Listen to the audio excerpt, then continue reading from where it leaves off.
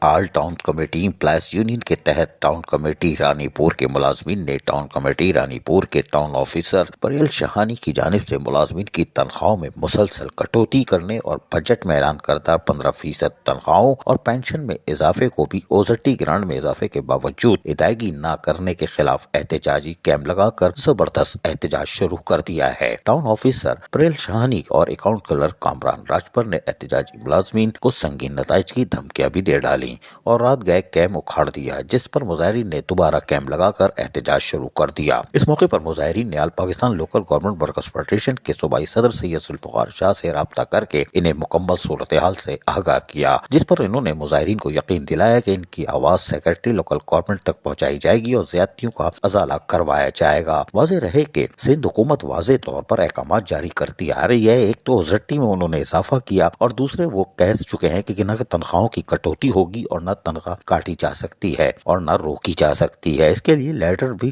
یعنی احکامات بھی جاری کیے ہیں، جبکہ سپریم کورٹ کا بھی حکم موجود ہے۔ اس کے ساتھ ساتھ سندھ حکومت جب اوزٹی میں اضافہ کر دیتی ہے تو یہ کون سے افسران ہیں جو کہ یقینی طور پر سندھ لوکل گورنمنٹ جو بہت دور ہے اس کا فائدہ اٹھاتے ہیں اور ملازمین کی چیخیں نکلواتے ہیں۔ لیکن ہمیں پوری امید ہے کہ لوکل گورنمنٹ اس کا نوٹس لے گی، اس لیے کہ متعدد ٹاؤنز کمیٹی اور یونین کمیٹی میں اس طرح کے معاملات پر ایڈمنسٹریٹر کی طلبی ہو چکی ہے اور یقیناً آل ٹاؤنز کمیٹی امپلائز یونین کے تحت رانی پور میں جو ملازمین کا احتجاج ہے اس پر بھی لوکل گورنمنٹ سخت نوٹس لے گی کہ ملازمین کو کون تنگ کر رہا ہے اور سندھ حکومت اور لوکل گورنمنٹ کی بدنامی کا باعث بننے والے افسران کے خلاف عملی طور پر کارروائی بھی عمل میں لائے گی۔ عزیز عارف، KBS بلدیاتی نیوز۔ ایسی ہی خوبصورت ویڈیوز فیوچر میں حاصل کرنے کے لیے ریڈ بٹن پر کلک کر کے اور بیل آئیکن کو پریس کر کے ہم سب کے سبسکرائبر بننا مت بھولیے۔